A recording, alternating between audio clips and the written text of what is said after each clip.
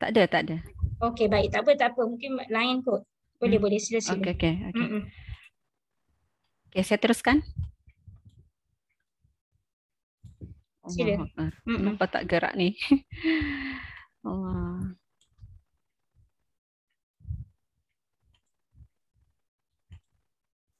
Allah. Nampak ke, doktor? Macam tak Kami, bergerak. Saya pula oh, yang tak bergerak. Nampak. Tekan kami, slideshow kat bawah tu boleh kot, kan? terima kasih. Slideshow. Mm-mm. Slideshow. Kat atas pun ada, bawah pun ada tu. Yang dekat sebelah 60, yang tu. Okey, ni dah boleh. Okey. Allahu Akbar. Ni first time jadi pembentang. Selalu jadi peserta. Tak apa. Presenter semua sporting, jangan risau. Terima kasih kepada yang membantu. Boleh. Okey, terima kasih. Okey, saya Siti Khadiza binti Kaimin, student di bawah program Pendidikan Islam Akademi Pengajian Islam Universiti Malaya. Di bawah bersama saya Dr. Ahmad Yusof dan Profesor Datuk Dr. Muhammad Yaakob atau Zulkifli bin Haji Muhammad Yusof. Okey, konsep ini akan membincangkan masalah dan cabaran guru tahfiz dalam pelaksanaan pengajaran tahfiz model ulul albab sekolah menengah di Kementerian Pelajaran Malaysia. Okey.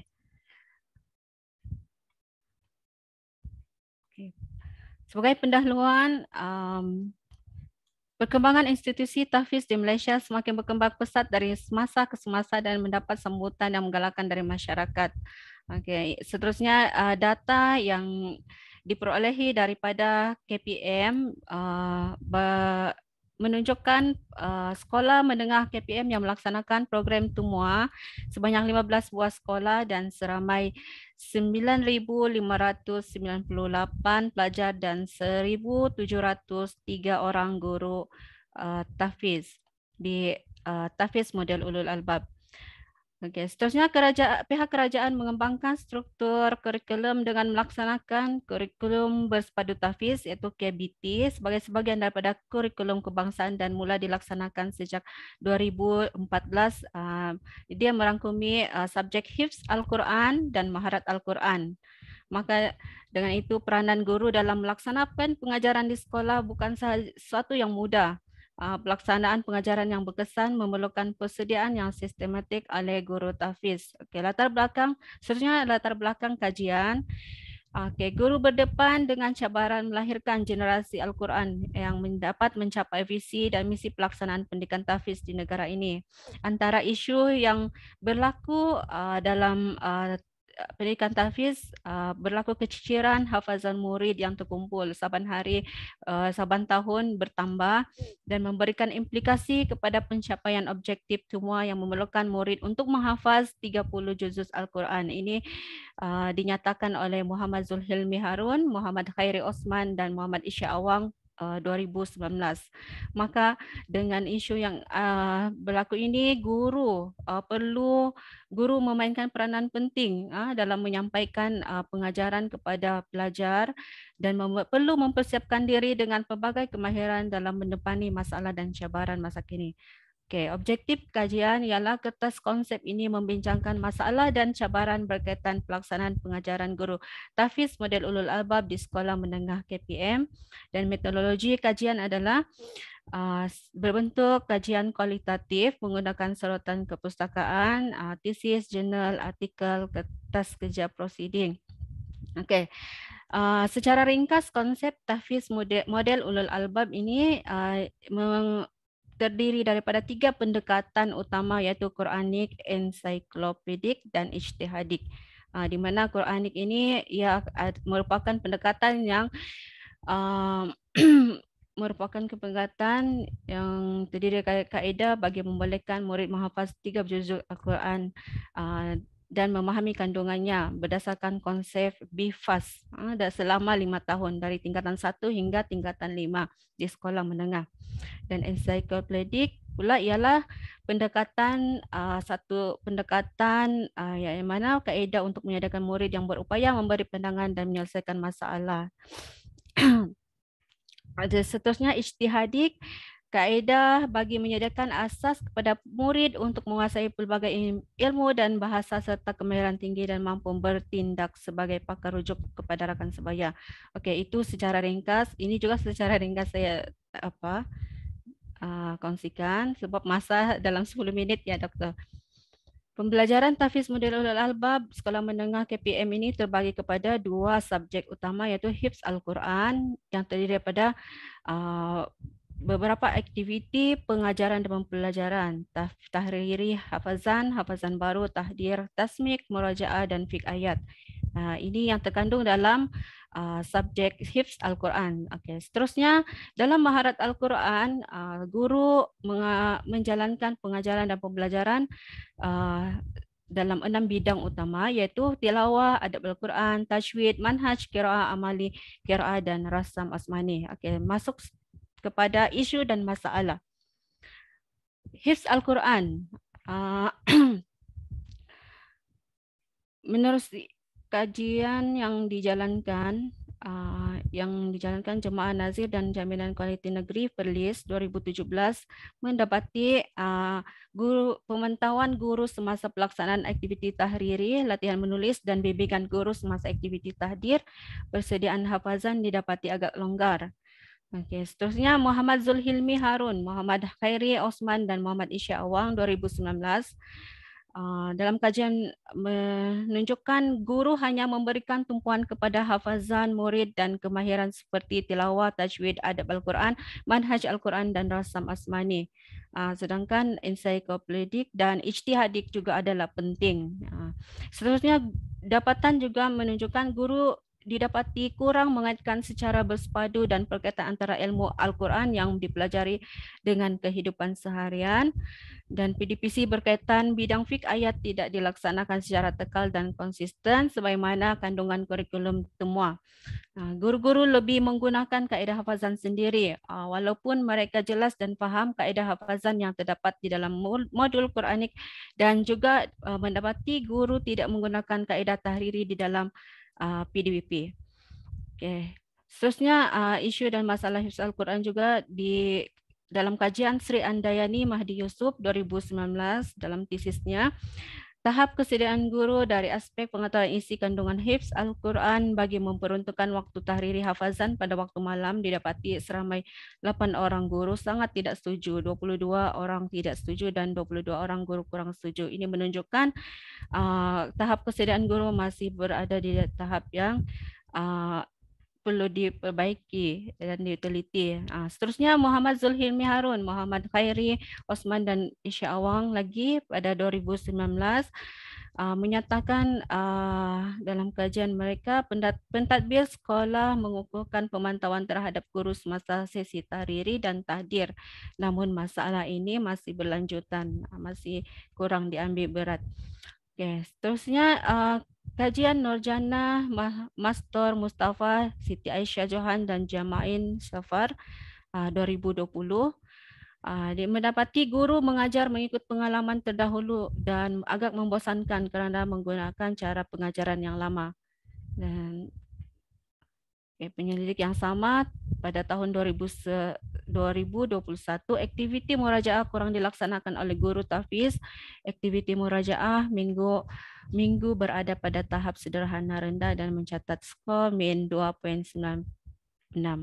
Okey, bagi subjek maharat Al-Quran, Sri Andayani Mahdi Yusuf 2019 mendapati masih terdapat guru kurang bersedia untuk menggunakan internet bagi silibus pelajaran maharat Al-Quran yang bersesuaian. Kerana terdapat 157 orang guru kurang bersedia, 79 orang guru tidak bersedia dan 40 orang lagi guru sangat tidak bersedia. Okay. Dan didapati juga kekerapan guru tumua mengaitkan isi pelajaran dengan pelajaran lalu berada tahap sederhana tinggi, dan didapati 41 orang sangat tidak kerap, 50 orang tidak kerap dan 119 orang kurang kerap. Ini menunjukkan masih terdapat guru tumua yang tidak menerapkan kaedah ini dalam pengajaran maharat Al-Quran. Dan ini daripada bahagian pendidikan Islam KPM 2021 yang mana baru dikeluarkan buku tentang kajian penerapan kemahiran berfikir aras tinggi KEBAT dalam pengajaran dan pembelajaran bagi kurikulum bersepadu dini dan kurikulum bersepadu tahfiz. Sudah baru dikeluarkan. Hasil kajian mendapati kemahiran komunikasi bahasa memperlihatkan hampir 50% guru menyatakan tidak yakin menggunakan bahasa Arab dalam pengajaran. Ini menunjukkan isu tahap penguasaan bahasa Arab dalam pengajaran di kalangan guru perlu dititikberatkan. Okey, penggunaan. Okey, Siti Hadiza, kita ada lagi masa 2 minit. Sorry saya kacau. Okey. Terima kasih, Baik. Doktor. Okey. Okey, kita teruskan masalah dan isu dalam penggunaan bahan bantu mengajar. Di sini Dr. Zainura Daud 2015, menunjukkan masih mengamalkan pendekatan tradisional, kurang menggunakan, guru-guru masih menggunakan pengajaran lama dan bahan bantu mengajar kurang digunakan dan kurang juga menggunakan pembelajaran aktif. Okey, kita teruskanlah. Terus guru kurang berinovasi. Ini kajian yang dijalankan dari 2017, 2019 dan 2020 menunjukkan guru masih kurang berinovasi, dan rumusan daripada masalah terdapat 3 aspek utama yang perlu diambil berat atau diberi perhatian kepada guru-guru dan pelaksana kepada tahfiz model ulul albab, yaitu kemahiran pedagogi, kemahiran psikologi dan kemahiran komunikasi. Seterusnya rumusan cabaran yang utama kepada guru, pelajar dan bahan bantu mengajar, di mana guru kena membina potensi seorang diri yang mampu menguasai kemahiran, dan seterusnya pelajar pula isunya ialah keciciran hafazan murid, dan ini perlu ditingkatkan pencapaian dan prestasi pelajar. Maka cabaran kepada guru untuk melaksanakan pengajaran yang lebih berkesan dan lebih bersistematik agar dasar misi dan visi semua ini tercapai. Dan kesimpulannya ialah yang paling utama ialah pembangunan kompetensi peribadi pedagogi dan profesionalisme guru tahfiz memerlukan pemantapan yang jitu dan berfokus kepada kemahiran guru tahfiz, keberkesanan pelaksanaan pengajaran guru tahfiz, memberi penekanan kepada kemanjadian murid pelajar, dan kepada guru tahfiz juga sentiasa bersedia dan mempersiapkan diri dengan apa jua cabaran yang berlaku sama ada cabaran dalaman maupun luaran. Okey, terima kasih. Maaf Doktor. Tak apa, baik. Terima kasih Mrs. Siti Khadizah. Semoga beliau berjaya dalam tesis PhD-nya. Fokus kepada masalah dan cabaran guru tahfiz. Ada sebarang persoalan daripada semua yang mengikuti sesi kita hari ini? Kalau tidak ada, kita boleh pergi ke ruang chat. Kalau saya kalau saya tak nak directly, boleh Q&A dalam ruangan chat, saya bacakan. Okey, tak apa. Kalau macam tu kita terus kepada presenter yang keempat, Dr. Syed Muhammad Adi Tirmizi dengan tajuknya Garis Panduan Al-Quran. Mungkin soalan-soalan tu kalau kita ada masa kita boleh dijelas nanti, boleh selitlah. Okey, baik. Dipersilakan Dr. Syed Muhammad Adi dengan tajuknya.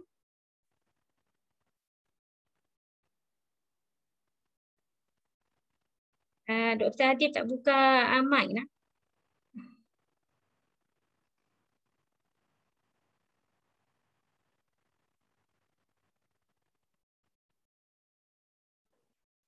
Okey.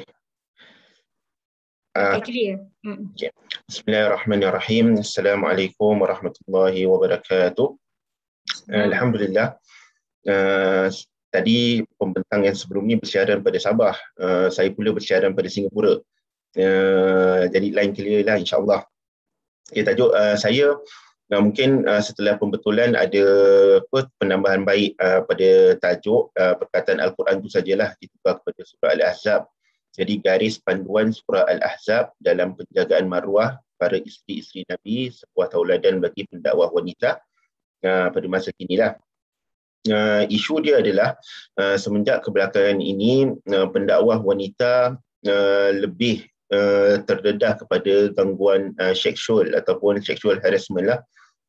Kalau contoh yang saya boleh kemukakan ataupun apungkan adalah pada tahun ini juga terdapat undian dalam talian yang dijalankan ke atas beberapa belas asatizah di Singapura, ustazat di Singapura, dengan caption ustazah mana yang sepatutnya dirogol beramai-ramai. Dan perkara ini bukan pertama kali berlaku, telah berlaku beberapa kali sama ada di media sosial dan sebagainya lah. Jadi kita melihat gangguan seksual kepada pendakwah wanita ini semakin hari semakin ketara dan semakin meningkat. Jadi kita mengetahui bahawa dalam Islam, walaupun secara umumnya maslahat ad-daruriyat itu adalah 5, iaitu menjaga agama, menjaga nyawa, menjaga harta, menjaga keturunan dan menjaga akal, tetapi para ulama rahimahullah ta'ala mengatakan sebahagiannya berpendapat atau jumhurnya berpendapat bahawa ia tidak terbatas pada 5 perkara sahaja. Ia boleh ditambah perkara yang ke-6, ke-7 dan seterusnya berdasarkan dengan 3 garis panduan atau 3 kayu ukur lah. Iaitu yang pertama, terdapat ancaman yang keras bagi orang yang menghancurkan ataupun merosakkan maruah. Yang itu kita boleh melihat di dalam ayat Al-Quran dan juga hadis-hadis Nabi SAW, yang mana Nabi SAW pernah mengatakan bahawa maruah seseorang, merosakkan maruah seseorang itu adalah lebih besar daripada dosanya memakan riba. Dan Nabi SAW juga pernah menyebutkan bahawa maruah seorang Muslim itu adalah lebih berharga di sisi Allah Subhanahu Wa Taala daripada kemuliaan hari Arafah, bulan Zulhijjah dan juga tanah haram. Jadi terdapat ancaman yang keras bagi orang yang cuba merosakkan maruah seseorang. Kemudian kayu ukur yang kedua adalah terdapat hukuman hudud yang berkaitan bagi mereka yang menyentuh maruah seseorang seperti hukum qazaf dan sebagainya. Dan kemudian kayu ukur yang ketiga adalah perkara itu sepakat semua agama ia adalah mesti dijaga. Jadi berdasarkan 3 kayu ukur ni, maka kita melihat bahawa maruah ini dia termasuk di dalam perkara ad-daruriyat yang perlu dijaga dan yang perlu dilindungi. Okey. Secara umumnya Islam tidak menghalang wanita untuk menceburi bidang dakwah ataupun menjadi tenaga pengajar ataupun keluar untuk menyebarkan agama Islam. Ini dibuktikan daripada fakta sejarah semenjak zaman Nabi SAW ataupun zaman sahabat, terdapat beberapa ustazat ataupun pendakwah wanita seperti Sayyidatina Aisyah, Ummu Salamah dan sebagainya, dan kemudian tradisi ini diteruskan pada generasi-generasi yang seterusnya sehingga mana Imam Malik rahimahullah ta'ala mempunyai guru daripada kalangan wanita, begitu juga Imam Asy-Syafi'i, sehingga mana Imam As-Sahawi memuatkan di dalam kitabnya 1008 biografi ulama wanita yang hidup pada kurun ke-9 sama ada daripada bidang hadis ataupun bidang fiqah. Ini menunjukkan bahawa Islam tidak pernah menghalang wanita menjadi seorang pendakwah ataupun pensyarah ataupun ustaz ataupun ustazah dan sebagainya lah. Tetapi Islam meletakkan garis panduan. Garis panduan bagi pendakwah wanita ini supaya maruah mereka terjaga. Supaya maruah mereka terjaga, contohnya di dalam surah Al-Ahzab ketika mana Allah Subhanahu Wa Taala memanggil isteri-isteri Nabi SAW dan menyuruh mereka beberapa perkara dalam rangka menjaga maruah mereka. Ini menunjukkan kepentingan perkara yang hendak disebutkan oleh Allah Subhanahu Wa Taala. Kerana itu Allah Taala memanggil isteri Nabi terus. Allah Taala tidak memanggil orang-orang mukminat ataupun orang-orang muslimat, tetapi terus an-nisa'un Nabi, untuk menunjukkan perkara ini adalah amat penting untuk menjaga maruah mereka supaya tidak jadi target untuk sexual harassment. Yang pertama, dalam ayat yang ke-32, Allah Subhanahu Wa Taala menyuruh para isteri Nabi untuk menjaga suara. Untuk menjaga suara, tujuannya apa? Allah sebutkan juga tujuannya pada ayat yang sama. Pada hujung ayat Allah Taala kata tujuannya adalah untuk memutuskan keinginan lelaki yang hatinya mempunyai penyakit. artinya mempunyai sifat yang tidak baik kepada para wanita. Maka menjaga suara ini juga selain mana melunakkan suara, termasuk di dalamnya juga adalah menyanyi, memperindahkan gaya bahasa, senyuman, ketawa dan lain-lain yang mana kita lihat dilakukan oleh sebahagian pendakwah wanita pada hari inilah. Itu mungkin menjadi attraction kenapa pada pendakwah wanita pada hari ini lebih menjadi mangsa sexual harassment berbanding dengan pendakwah-pendakwah wanita pada masa-masa yang lalulah, yang saya rasa setahu saya tidak pernah menjadi target sebagai mangsa sexual harassment ini. Mungkin kerana perubahan sikap pendakwah wanita daripada zaman dahulu kepada zaman lah ni, yang mana hari ini mereka melakukan beberapa perkara yang tidak dilakukan oleh pendakwah wanita yang sebelum mereka. Kemudian yang kedua, Allah Subhanahu Wa Taala berfirman dalam surah Al-Ahzab supaya para isteri Nabi ini tetap di rumah kamu sekalian, waqarna fi buyutikunna. Bukan maksudnya pendakwah wanita itu tidak boleh keluar untuk mengajar di sekolah ataupun di masjid, di surau dan sebagainya, tetapi maksudnya adalah untuk mereka pandai menempatkan diri mereka pada sesuatu situasi agar mana mereka tidak mengundang pandangan ataupun mengundang fitnah. Ini yang cuba diterapkan oleh Rasulullah sallallahu alaihi wasallam apabila Nabi sallallahu alaihi wasallam menyuruh untuk membina babun nisa di Masjid Nabawi dengan tujuan agar mana jemaah lelaki dan jemaah wanita tidak bertempung ketika mana hendak keluar ataupun masuk ke masjid. Begitu juga ilmu fiqh mengajar kita kalau sembahyang jemaah semuanya wanita, imam itu hanya ke depan sedikit, imam wanita itu hanya ke depan sedikit. Dan termasuk di dalam suruhan untuk menjaga situasi seseorang wanita itu adalah bagaimana beliau mengupload video-video dakwah mereka dan sebagainya, posing-posing yang mereka letakkan di dalam Facebook dan sebagainya, gerakan tubuh mereka dan yang ada beramah mesra dengan para jemaah setelah mana majlis syarahan ataupun mengajar. Ini semua adalah faktor-faktor yang boleh mengundang fitnah kepada mereka. Kemudian yang seterusnya, yang ketiga, Allah Subhanahu Wa Taala berfirman pada ayat yang 33, dan janganlah kamu berhias dan bertingkah laku seperti orang-orang jahiliah yang dahulu, iaitu larangan bertabarruj. Bertabarruj iaitu tidak berketerampilan dengan sesuatu yang menarik pandangan. Yang ni yang kita melihat sebahagian pendakwah wanita pada hari ini, sehingga yang ada menjadi ikon fashion.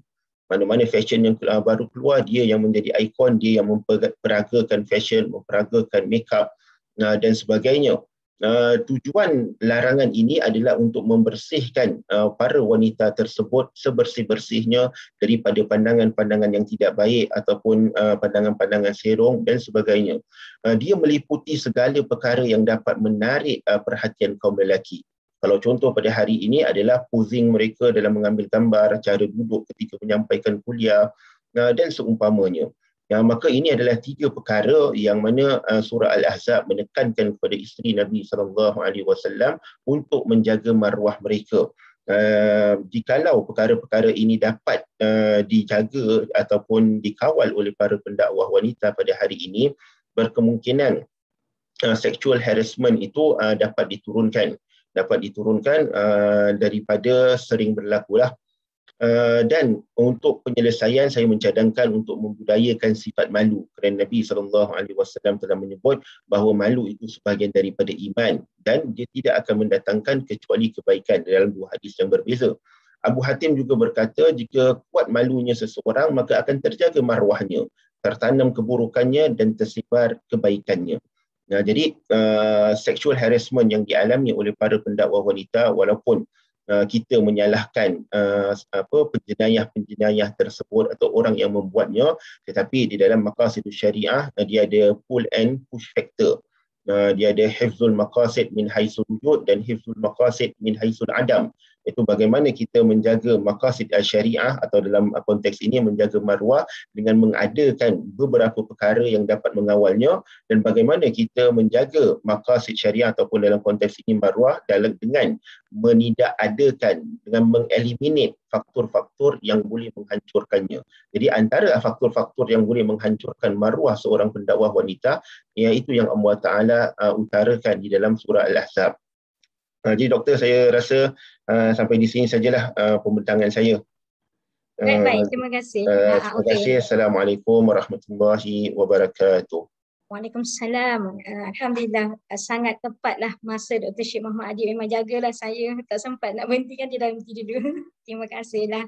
Memang betul lah masa itu wal-'asr. Memang Allah menekankan berkaitan dengan masa. Baik, terima kasih. Okey, cuma Dr. Adib, sorry saya nak bagi Dr. Adib masa dalam 1-2 minit untuk bagi kesimpulan. Kesimpulannya adalah berkaitan dengan pendakwaan wanita. Menarik. Kita nak dengar kesimpulan daripada presenter lah.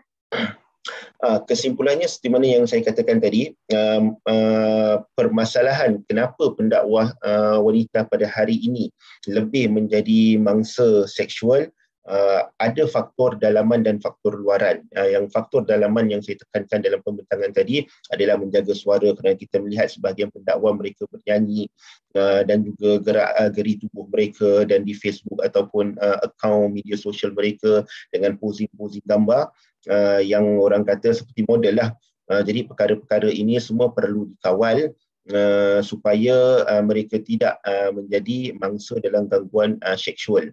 Jadi kerana apa? Kerana kita sering mengapungkan ataupun mengetengahkan kesalahan penjenayah, tetapi kesilapan daripada pendakwa itu sendiri tidak ada yang hendak menegur. Jadi itulah kesimpulan yang saya dapat buat, doktor. Okey, baik. Terima kasih Dr. Adib.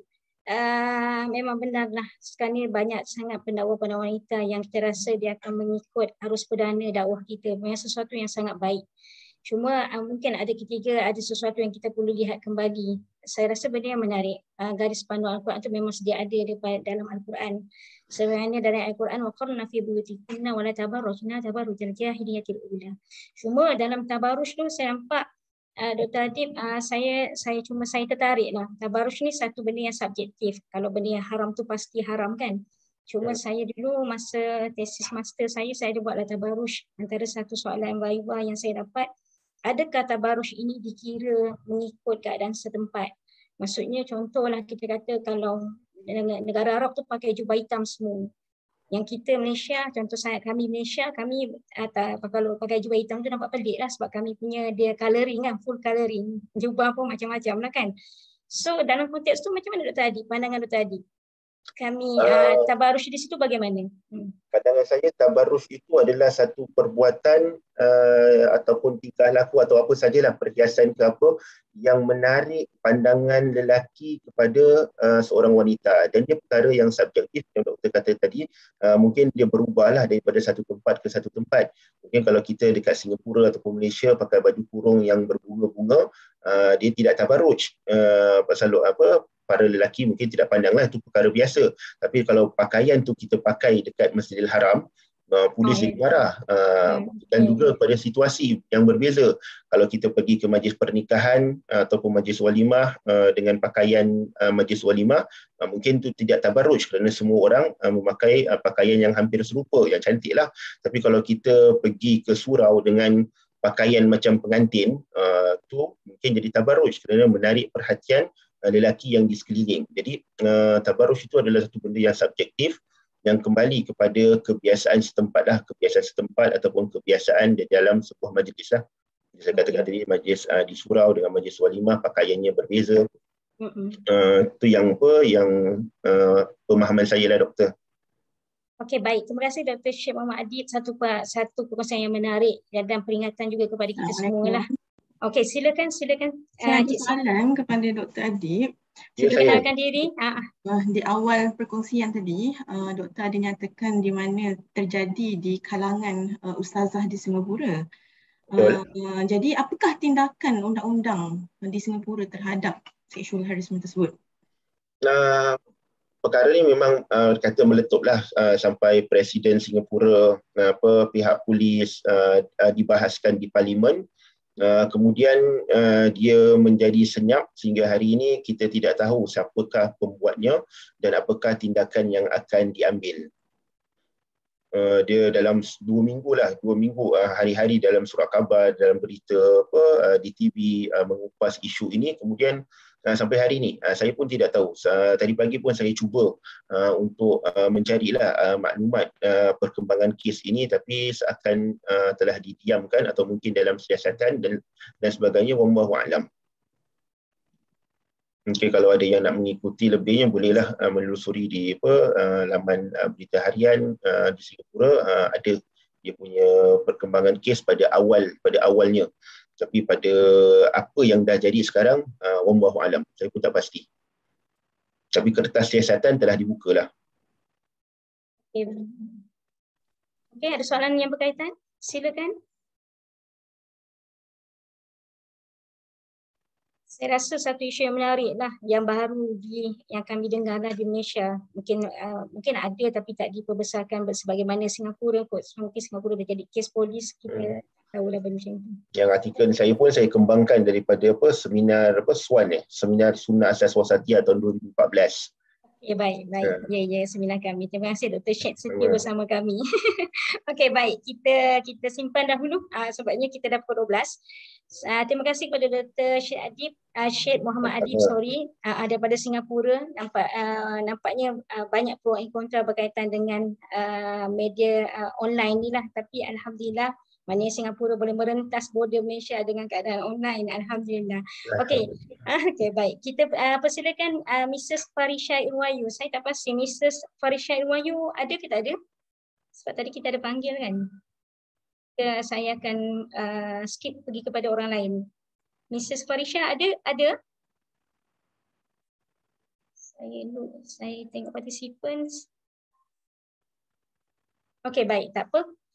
Kita terpaksa lompat, kita skip dahulu, kita pergi kepada Dr. Nur Saadah dahulu. Maksudnya saya akan panggil Mr. Farisha ni, kalau tak ada kita akan terus pergi kepada orang-orang yang lain dahulu. Sila Dr. Nur Saadah kepada tajuknya persepsi penjawat awam untuk pembentangan seterusnya.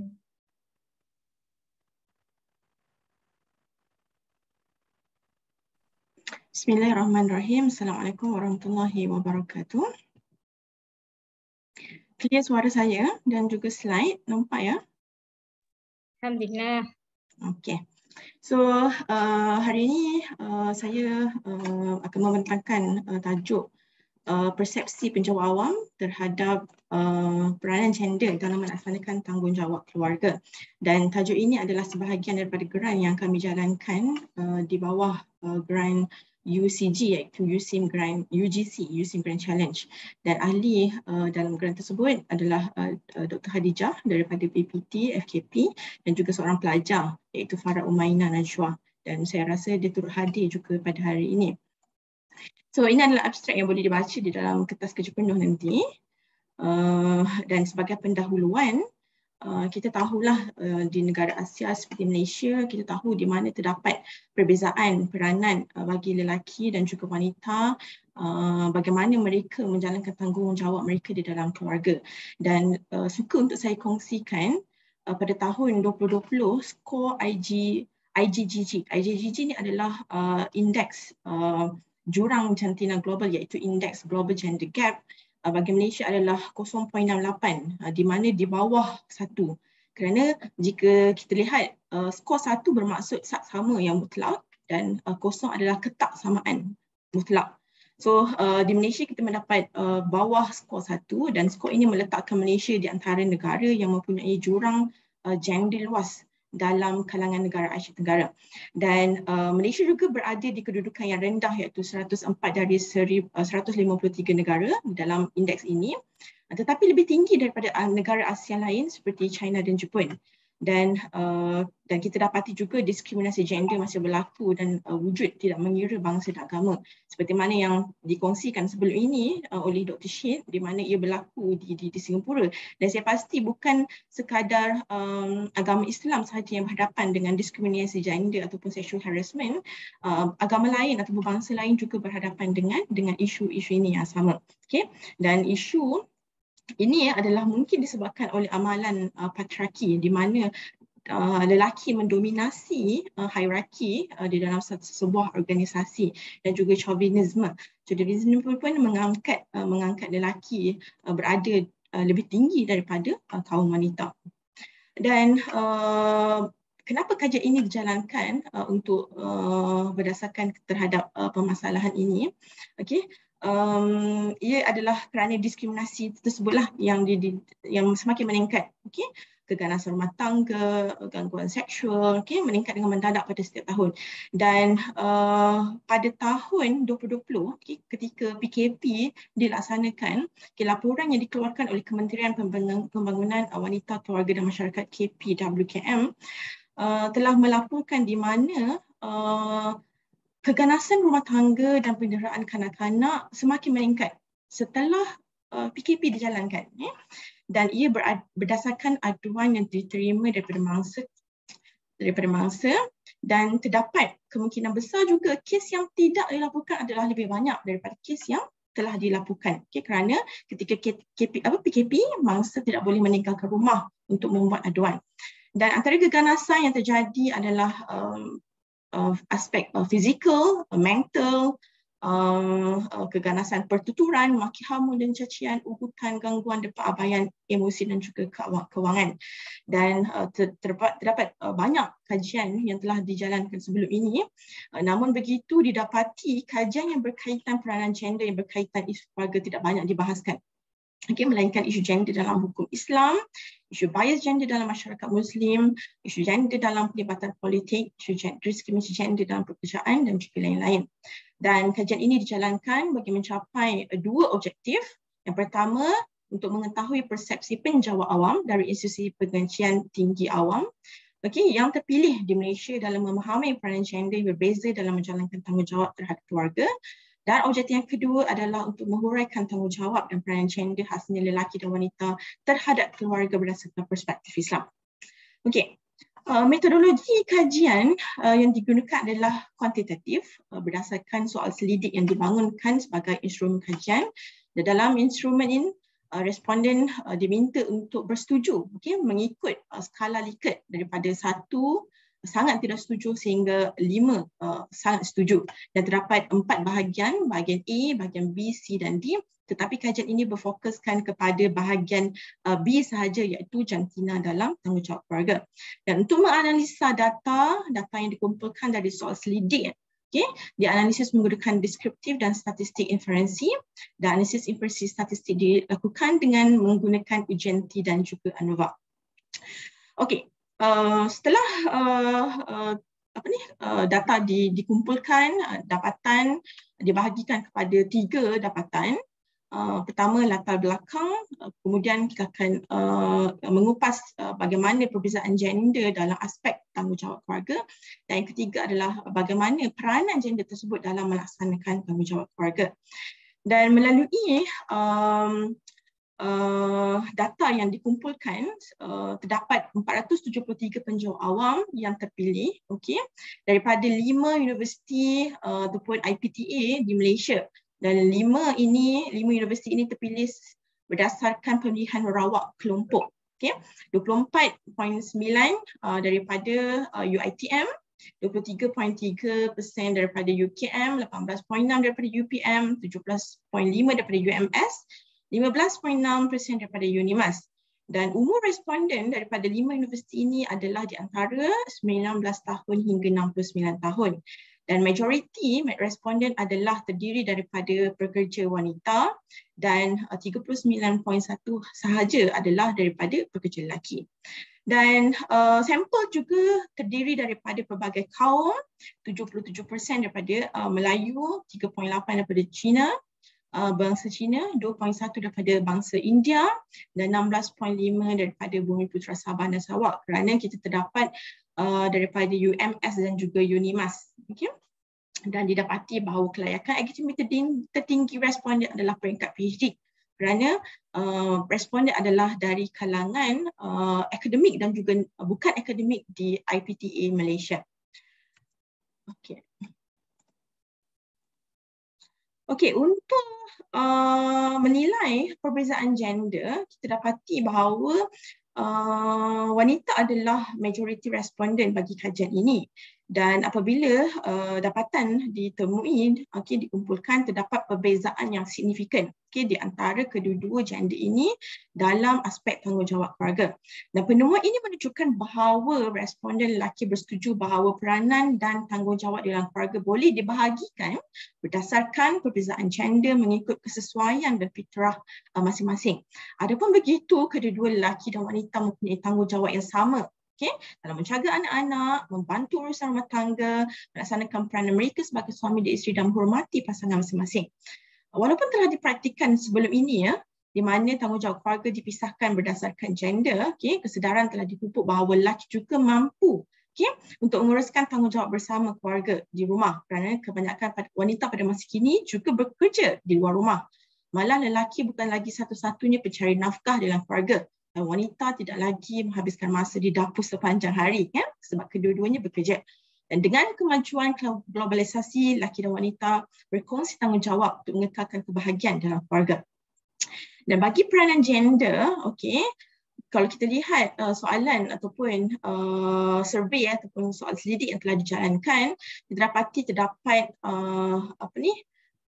tinggi dan sederhana, dan kita boleh panggil back ke tahap tinggi adalah bagi soalan ataupun kenyataan sokongan moral dari pasangan saya sangat penting bagi saya.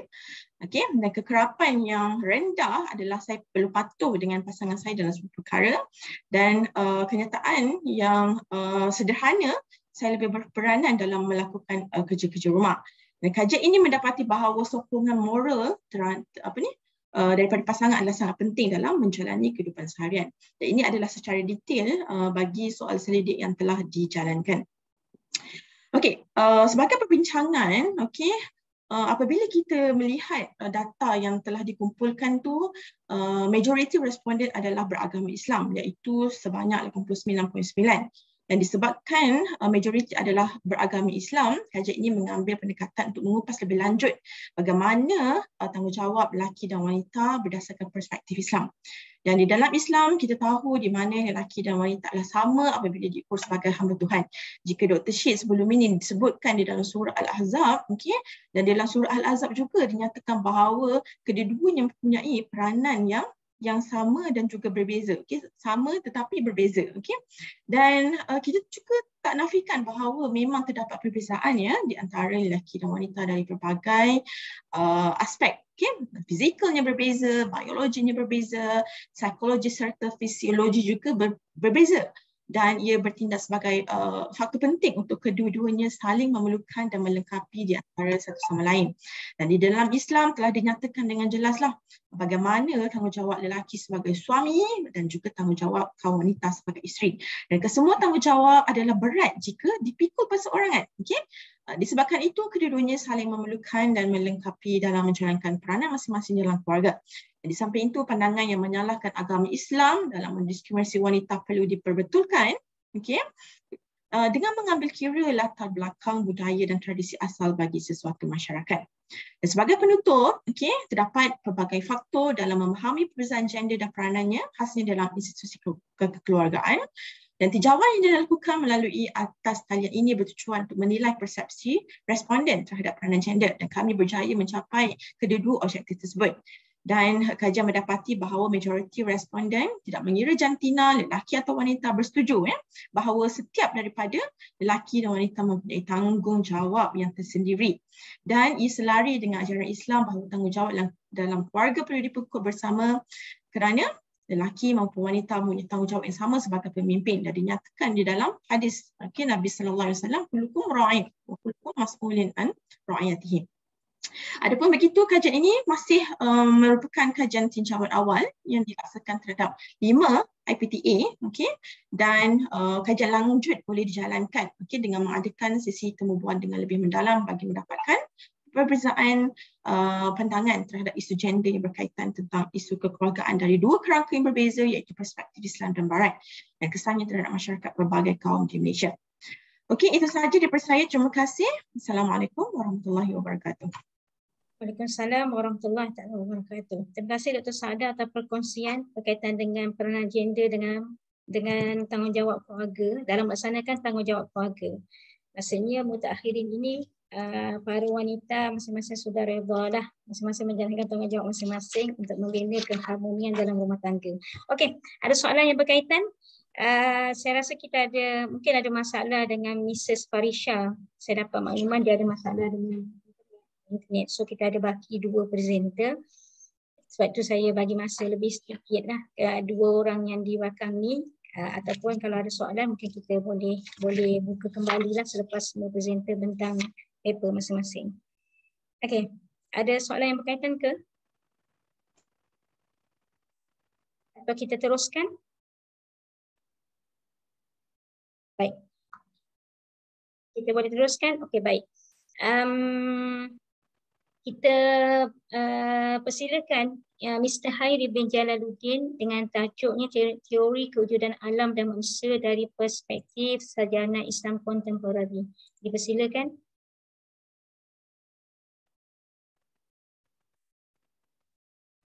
Nampak? Nampak.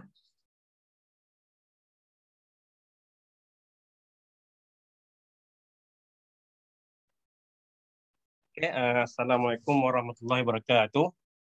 Alhamdulillahirabbil alamin walahul nikmah walahul fadl walahul sana'ul hasan wa sallallahu ala sayyidina Muhammad wa ala alihi wa sahbihi wasallam. Yang saya hormati Dr. Zainura Daud, pengurusi kita punya pembentangan hari ini. Sahabat saya ada dalam ni, Dr. Muhammad Zuhdi. Ada tu. Tajuk saya berkaitan dengan teori kewujudan alam dan manusia dari perspektif sarjana Islam kontemporari. Ada. Okey, selamat jumpa Syekh. Jadi saya punya tajuk ni sebenarnya literature untuk saya buat PhD di Institut Islam Hadari sebahagian. Okey. Jadi teori kewujudan saya pakai Big Bang dan teori kewujudan alam, teori kewujudan manusia, teori evolusi, daripada Darwin. Kemudian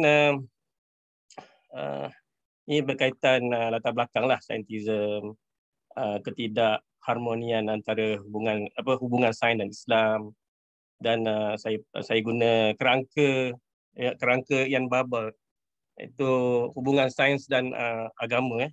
Ada 4 model konflik, pengasingan, dialog dan integrasi. Okey, ini antara buku yang menyebabkan saya nak menulis, iaitu berkaitan dengan Stephen Hawking.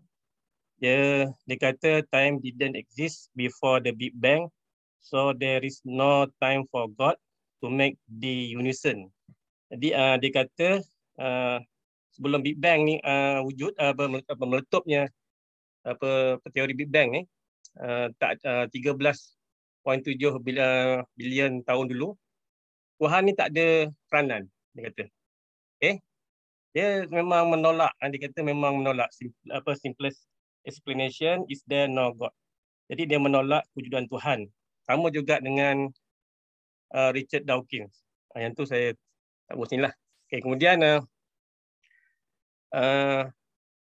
kajian-kajian yang berkaitan, yang ni semua saya dah baca lah. Okay. Berkaitan dengan buku-buku yang terkini ialah buku berkaitan dengan evolution, Islam and Evolution oleh Dr. Shoaib Malik tahun 2021. Itu yang panas sekali, 2021 berkaitan dengan teori evolusi. Okay, kemudian ni antara ulama-ulama yang saya kenal pasti yang membicarakan tentang 2 teori tadi. Ini tadi pemasaran kajian, sehingga ada pandangan mengatakan saintism di barat, fahaman Bucailism ni di dunia Islam. Okay. Okay. Kemudian ni objektif kajian, iaitu analisis pandangan sarjana sekarang lah, kontemporari, dan klasifikasikan dia. Okay. Kemudian kajian perpustakaan, perbandingan, kedapatan kajian ni, tak ada apa yang ni lah saya tunjuk ni. 13.7 bilion kita punya masa daripada letupan Big Bang. Okey. Berapa minit lah. Kemudian ini penyokong teori Big Bang. Okey. Maurice Bucaille semua lah. Ahli Jumaah, Dr. Ahli Jumaah. Kemudian mereka berhujah dengan 2 ayat lah. Surah Al-Anbiya ayat 30 dan surah Az-Zariyat. Okey. Semua benda tu disamakan dengan teori sains tu lah, iaitu jisim dan di dalam satu singularity lah, satu titik dan meletup, kemudian dia meluas. Dia pakai surah Az-Zariyat, dia mengembang tu dalam musiun. Jadi terjemah dia tu dia tak menggunakan terjemah ulama konvensional lah, dia menggunakan tafsir ilmi lah. Kemudian Syahrir antara yang mengkritiknya kata tak betul teori Bang tu, yang sebenarnya dia ada daripada dulu sampai sekarang macam ni lah bentuk kita punya planet. Kemudian ni antara ulama-ulama, banyak ulama Salafi lah, sebab mereka mempertahankan tafsir konvensional. Kemudian ini apa ni nampak atas EBB. Tadi yang ini yang yang menolak lah, yang mengkritik antaranya Dr. Marofa. Dia kata tak betul letupan tu okey, sebab kalau berletup maknanya pecah kacil lah. Jadi yang sebetulnya Allah menjadikan alam ni dalam keadaan yang tertib. Okey, kemudian ini yang kita salah faham teori Wallace Darwin, manusia berasal daripada hominid, Homo erectus semua ni. Yang kita salah faham lah. Sebenarnya bukan. Sebenarnya daripada mikroorganisma unisel. Kita tengok sini 550 tahun, berjuta tahun dulu ada letupan, Cambrian explosion. Saya pun baru tahu kan, sehinggalah wujud kepada manusia sekarang. Kemudian ini teori Lamarck dan Darwin, yang mudah faham ini Darwin ni dia zirafah yang leher pendek ni akan mati. Yang kekal ialah zirafah yang leher panjang sampai sekarang. Ni Darwin yang kita pakai lah. Yang Lamarck ni dia pewarisan. Yang leher panjang yang hidup. Itu saya ingat satu yang COVID-19 ni. Maknanya manusia yang boleh bertahan dengan COVID ni, dia akan hidup. Yang tak bertahan dia akan mati. Mungkin juga itu termasuk dalam evolusi. Okay, jadi ni dia punya peminat lagi Dr. Zainora? Banyak lagi tak? Baik, tak apa. Sebabnya kita tinggal seorang lagi pembentang. Okey. Seorang lagi dia tak dapat macam tak pagi ni. Terima kasih Doktor. Saya bagi masa lagi 5 minit, boleh ikut? Okey. Homo sapien dia gini hujah yang biasa digunakan ialah yang sebelum tu erectus habilis semua ni dia panggil bashar. Dan yang selepas tu dipanggil Homo sapien. Homo sapien ni insan, dipanggil insan. Insan ni kalau ikut teori sains dia 200 juta tahun. Tapi dalam agamawan berpendapat 7,000 hingga 8,000 tahun je. Dia pendek sikit daripada saintis. Okey. Hujah dia bashar ialah manusia manusia yang primitif ni. Tapi insan ni ialah Homo sapien. Inilah sebenarnya yang Nabi Adam ni ialah Homo sapien dan kita ni daripada Nabi Adam. Itu ada pandangan macam itulah. Okey, kemudian ini penyokong antaranya Dr. Abu Syahin. Saya tengok video dia berlawan dengan berdebat dengan Dr. Najar. Okey, Abu Syahin ni Sabur. Kemudian yang terkini Rana Dajani ini pun menyokong dengan jelas menyokong teori evolusi. Okey. Syuaib Ahmed Malik ni dia cuma kata teori evolusi berlaku, tetapi hanya kepada apa nama binatang, tumbuhan, manusia. Tetapi apa nama Nabi Adam tak. Nabi Adam ni special dia kata. Ni manusia lain tu, ya.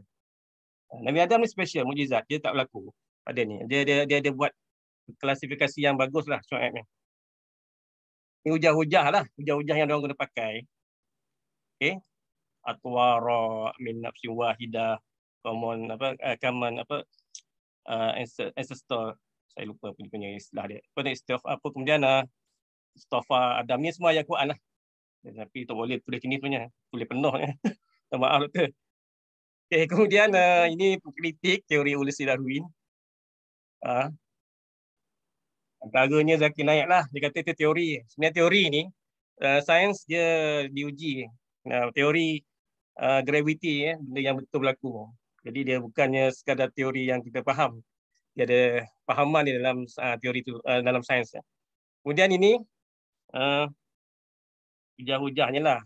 Bertentang dengan akidah, bertentang dengan zahir nas ayat Al-Quran. Dan kromosom untuk manusia, kromosom ni dalam DNA lah. Dia beza dengan chimpanzee. Dan inilah. Sebenarnya mereka ni semuanya berkhilaf dan matlamatnya saya tengok mereka bincang dalam wacana Islam.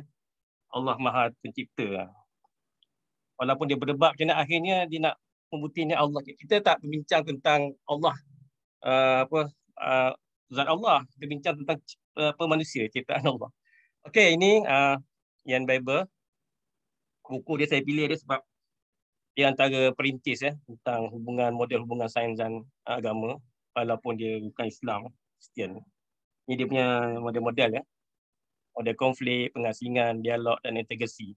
Okey, ini idea saya minta maaf lah kalau saya tersilap doktor. Ini selepas saya baca semua, saya tengok inilah yang saya boleh rumuskan. Okey. Saya tengok apa Syahid Dr. Ahmad Taib ni dia sederhana, dia tawakuf. Dia boleh terima ataupun boleh tolak. Jadi saya tengok dialog lah. Tapi tengoklah pada apa nama teori evolusi ke Darwin. Jadi ringkasnya gini, kesimpulan.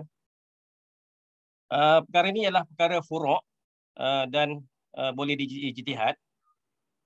Sebab apa nama isu Dr. Syahin dengan Dr. Zaid Najjar tu pun dah kecoh sebelum ni dan telah dibawa ke mana tu, Darul Ifta Mesir. Tapi dia orang tak salahkan sebab dia kata itu ijtihad dia. Kemudian majoriti sarjana menyokong teori Big Bang, adapun minoriti menolak evolusi Darwin ni. Tapi sekarang dah banyak lah saya tengok. Okey. Kemudian klasifikasi, sebenarnya klasifikasi ni adalah untuk kita bersifat bagi pilihan lah. Sebab saya baca buku sains tambahan tingkatan 4, tajuk pertama ada tajuk evolusi dan taksonomi tentang Darwin semua ni ada. Jadi kita tak boleh kata ni tak betul, ni sesat. Tak boleh. So kita beri pilihan lah kepada murid supaya kita dapat harmonikan ajaran agama dan sains. Itu saja. Ni saya punya cadangan lah nak buat kajian tentang guru lah dari segi pengetahuan sikap dan amalan. Okey, tapi teori evolusi Darwin inilah teori evolusi Darwin lah. Sekian. Assalamualaikum warahmatullahi wabarakatuh. Waalaikumsalam warahmatullahi wabarakatuh. Terima kasih Mr. Hairi, satu perkongsian yang sangat ilmiah yang mungkin kita bersama-sama kaji bersama-sama untuk panjangkan, sangat menarik. Okay. Ada soalan ke sebelum kita pergi kepada presenter yang terakhir ataupun kita bagi laluan juga Mrs. Farisha, okey ke? Line internet boleh bentang dah ke? Okey, baik. Okey, ni saya rasa dia enter the waiting room ni. Sekejap. Mrs. Farisha, okey?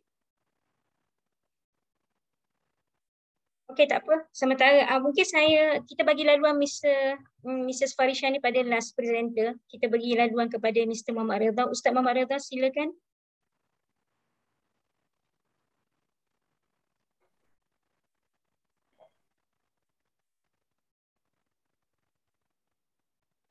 Okay, boleh nampak ke? Baik, nampak Dr. Halum. Nampak Ustaz. Okay, bismillahirrahmanirrahim. Assalamualaikum warahmatullahi wabarakatuh. Terima kasih saya ucapkan kepada pengurusi majlis Dr. Zaidura Daud dan juga rakan-rakan pembentang sekalian. Jadi pada hari ini insya-Allah saya akan membentangkan tugas kerja bertajuk Periwayatan Imam Hasan Al-Basri dalam Qiraat Syazah, analisis terhadap surah Al-Waqiah. Dan saya dan rakan-rakan daripada Kolej Sains Islam Antarabangsa Selangor, KUIS. Jadi dalam kajian ini, untuk pendahuluannya, kita bercerita sedikit mengenai qiraat. Mungkin ada yang dah tahu, mungkin ada yang belum tahu. Jadi kebanyakan institusi pengajian di Malaysia, masa diploma, pelajar-pelajar akan belajar berkaitan dengan qiraat sab'ah ataupun qiraat 7 lah masa diploma. Kemudian masa degree akan belajar qiraat asyarah sughra ataupun qiraat 10 yang kecil. Tapi ada sebahagian institusi yang masa diploma pun dah belajar asyarah sughra ni, ada juga. Jadi ada perbezaan sedikit lah, maknanya 7 ni ada 7 imam, kemudian tambah lagi 3 untuk 10, qiraat 10 ada tambah lagi 3, iaitu Imam Abu Ja'far, Imam Ya'qub dan juga Khalaful Ashir. Jadi qiraat ni secara ringkasnya adalah bacaan-bacaan Al-Quran yang pelbagai. Jadi kita baca di Malaysia ni hanyalah satu sahaja, iaitu bacaan qiraat Imam Hafs an Asim. Dan kemudiannya selain daripada 10 qiraat ini juga, itu 10 qiraat yang boleh dibaca, 10 bacaan yang kita boleh amalkan, ada juga qiraat lain iaitu qiraat syazah. Qiraat syazah yang mana ada 4 orang imam qiraat syazah yang masyhur, iaitu Imam Hasan Al-Basri, Imam Ibnu Muhaisin, Yahya Al-Yazidi dan juga Sulaiman Al-A'mash. Okey, jadi pada hari ini saya ingin bercerita mengenai Imam Hasan Al-Basri yang mana terletak dalam kategori qiraat syazah ni, dan kebanyakannya mungkin mengenali Imam Hasan Al-Basri ni sebagai seorang tokoh sufi, tetapi tidak mengenali Imam Hasan Al-Basri sebagai salah seorang daripada periwayat ataupun imam dalam qiraat syazah.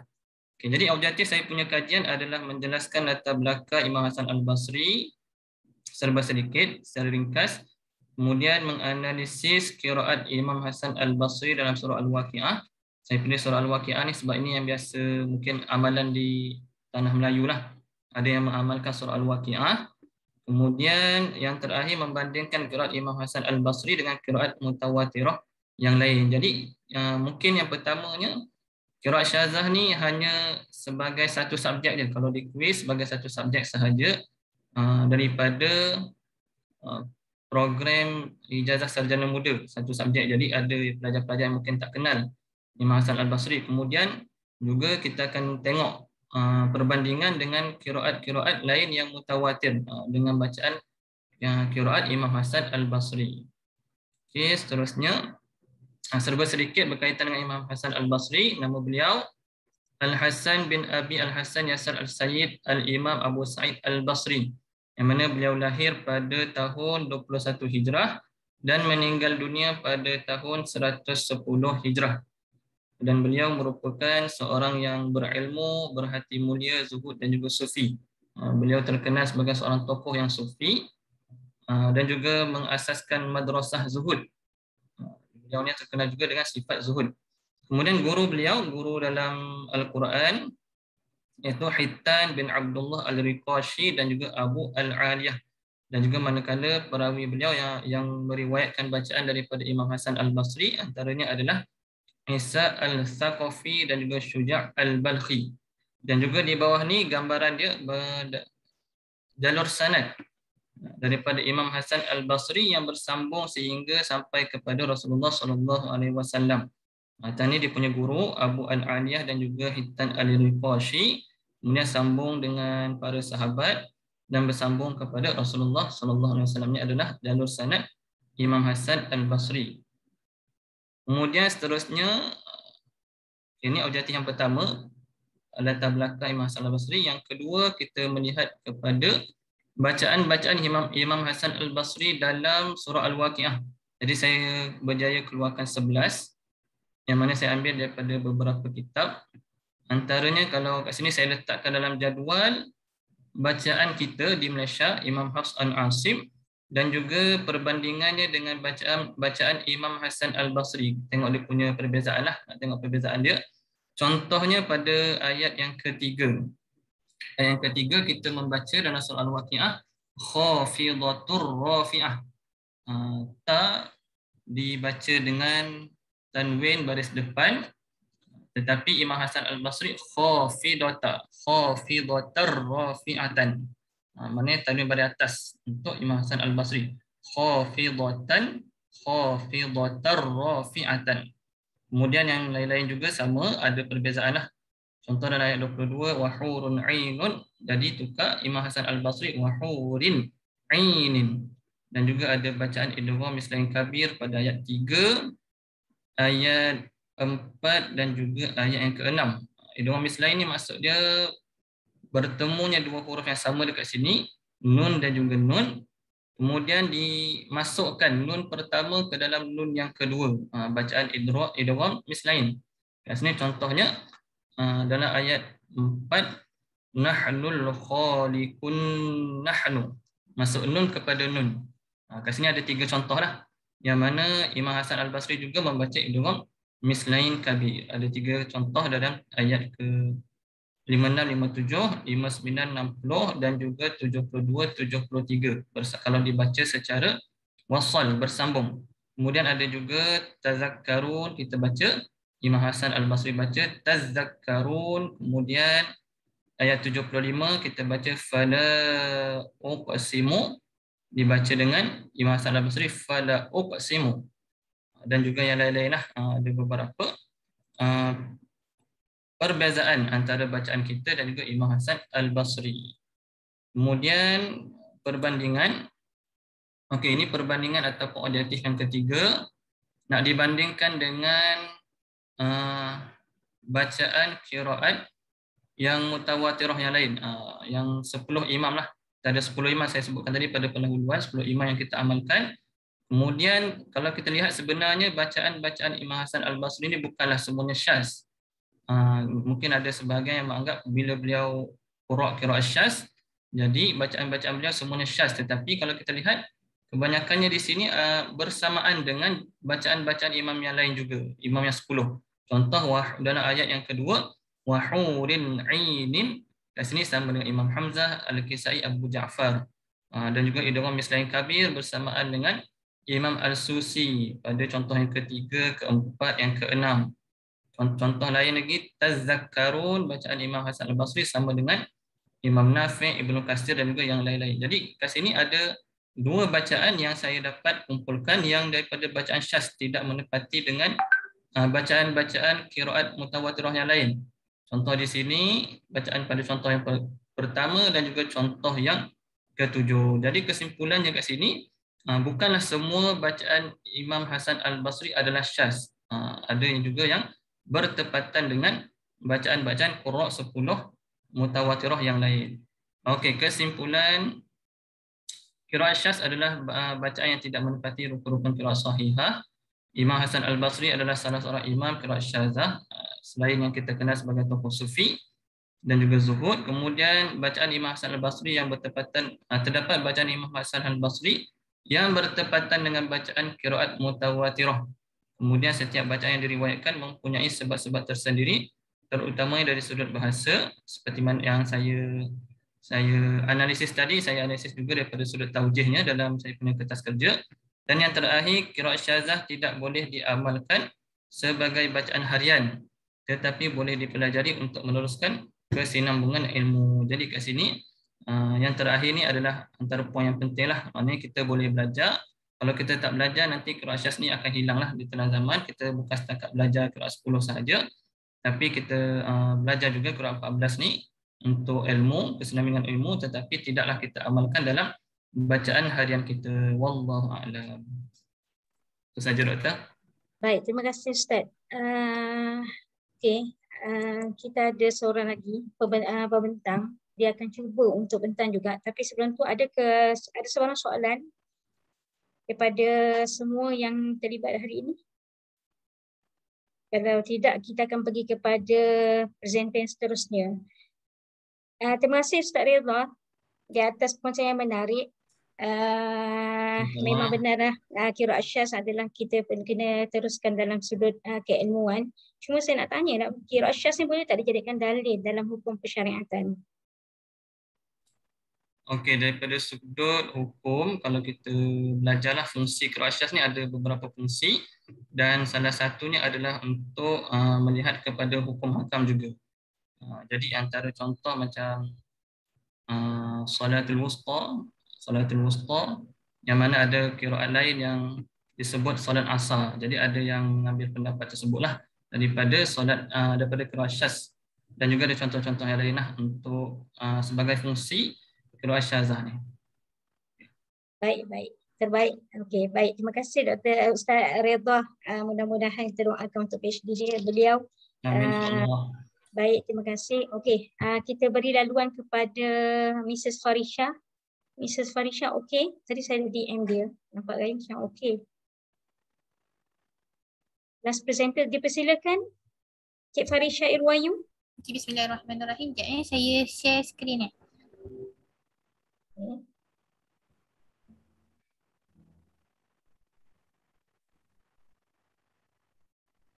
Nampak ke skrin saya? Nampak. Sekejap saya kena. Saya besarkan dulu. Okey. Bismillahirrahmanirrahim. Dengar suara saya? Dengar clear.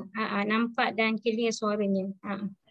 Saya sedikit gugup sebab saya tak berapa banyak buat persediaan dan sekarang saya minta maaf sebabnya saya berada dalam latihan Akademik Da'i Muda Yadim dan jadi lain tak berapa clear dan saya tak dapat ada masa tu untuk selit-selit. Cuma ni saya cuba insya-Allah. Bismillahirrahmanirrahim. Allahumma shalli ala Muhammad wa ala ali Muhammad. Rabbi shrah li sadri wa yassir li amri wa hlul 'uqdatam min lisani yafqahu qawli. Assalamualaikum warahmatullahi wabarakatuh. Saya Farisha Irwayu binti Abdullah akan membentangkan kertas kerja saya yang bertajuk Wabak Penyakit COVID-19 berakhir dengan kemunculan bintang suraya iaitu Pleiades. Okey. Menurut Mu'jam Al-Lughah Al-Arabiyah Al-Mu'asirah, bintang suraya ni ditakdirkan sebagai gugusan bintang-bintang yang terdapat pada buruj taut dan mempunyai 7 bintang yang terang. 7 bintang ni dapat dilihat dengan mata kasar. Selebihnya boleh dilihat dengan teleskop dan juga binokular. Bintang 7 ni dipanggil dalam bahasa Melayu. Manakala dalam bahasa Inggeris dipanggil sebagai Seven Sisters. Bahasa Yunani dipanggil sebagai Pleiades dan juga bahasa Arab sebagai bintang suraya. Seterusnya, bintang suraya ni menandakan bermulanya musim panas bagi orang Arab pada suatu ketika dahulu. Bintang ini muncul pada bulan Mei. Kebiasaan orang Arab mengistilahkan bintang sebagai An-Najm yang merujuk kepada bintang suraya. Kemudian bagi masyarakat Arab, bintang suraya ini adalah sebagai salah satu petanda atau petunjuk bagi pertukaran musim yang dikenali sebagai An-Naum yang bermaksud yang termasuk dalam satu bintang 28 bintang yang berada dalam laluan bulan setiap hari yang dikenali sebagai Manazil Al-Qamar, iaitu lunar mission. Ini adalah 7 bintang yang menerangi buruj taut tu.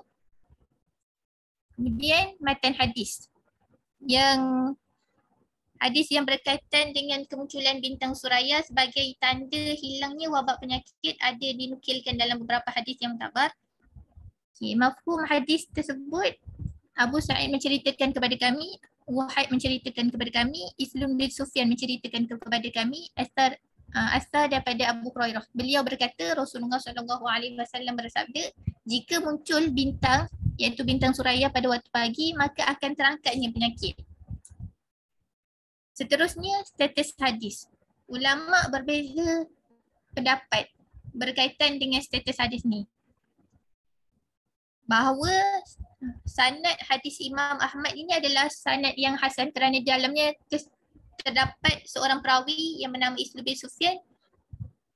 Beliau daif tetapi dikuatkan oleh perawi-perawi yang lain. Okay, seterusnya berkaitan dengan penjelasan hadis. Dalam kitab Al-Fath Al-Rabani li Tartib Musnad Al-Imam Ahmad karangan Syekh Ahmad Abdul Rahman Al-Bana As-Sa'ati, beliau menjelaskan bahawa Al-Aha ialah penyakit dari sudut bahasa, meliputi penyakit dan wabak pada jiwa atau harta.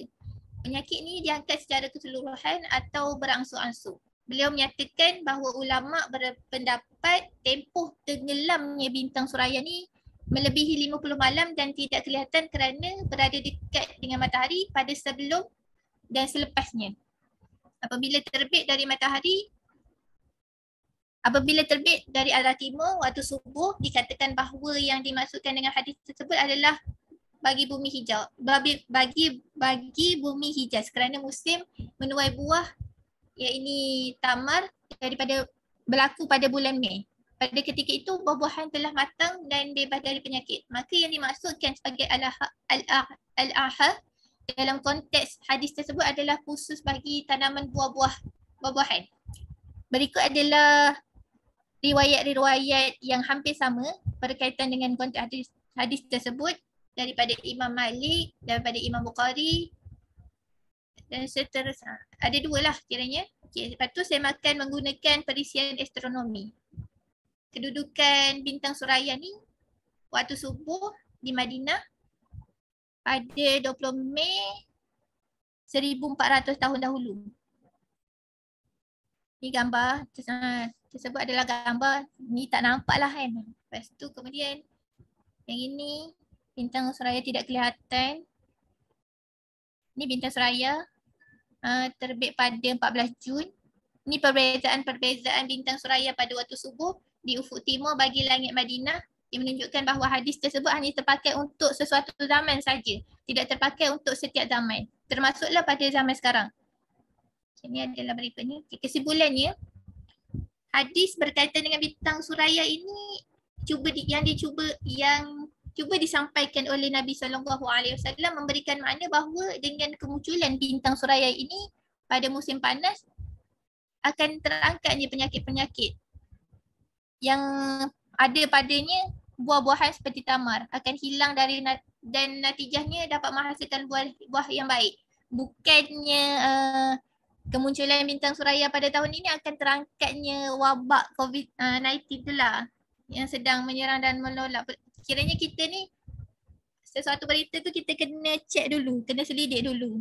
Tak bolehlah kita nak kaitkan bintang suraya yang terangkatnya terangkatnya penyakit pada musim dahulu. Kita nak kaitkan dengan apabila munculnya bintang suraya akan terangkatnya wabak COVID-19. Itu saja daripada saya. Assalamualaikum warahmatullahi wabarakatuh. Waalaikumsalam warahmatullahi wabarakatuh. Tahniah Cik Farisha, alhamdulillah akhirnya dapat juga membentang. Okey, saya bagi masa dalam 1 minit, 2 minit. Kalau sekiranya ada soalan sebelum kita tutup program kita ini dengan sesi fotografi, ada apa-apa yang perlu nak dikongsikan, saya tengok orang chatting. Okey, tak ada. Baik. Okey, mungkin masing-masing boleh, siapa yang rasa boleh buka kamera, diadu-adukan, tak ada masalah. Mungkin kita boleh bergambar bersesi last. Alhamdulillah, tahniah kepada semua. Saya dah sertakan link sijil, masing-masing boleh ambil sijil masing-masing dalam chatting, ruangan chatting. Tahniah kepada semua presenter, satu ilmu yang sangat manfaat. Semoga ilmu yang manfaat itu akan beri keberkatan kepada kita semua.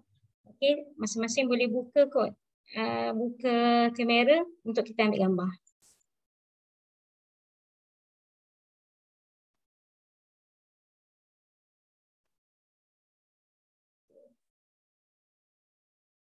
Terus ada ambil gambar kan? Okey, baik. Okey, sedia semua? Dr. Zudi tak buka kamera tu. Okey, 1, 2, 3. Okey, sekali lagi. Sekejap. Sekali lagi, 1, 2, 3. Okey, terima kasih. Baik, terima kasih semua. Salam kemaafan daripada saya. Andai ada tutur kata yang mengguris perasaan, kita tutup antara tasbih kafarah wa suratul Asr. Assalamualaikum warahmatullahi taala wabarakatuh. Waalaikumsalam.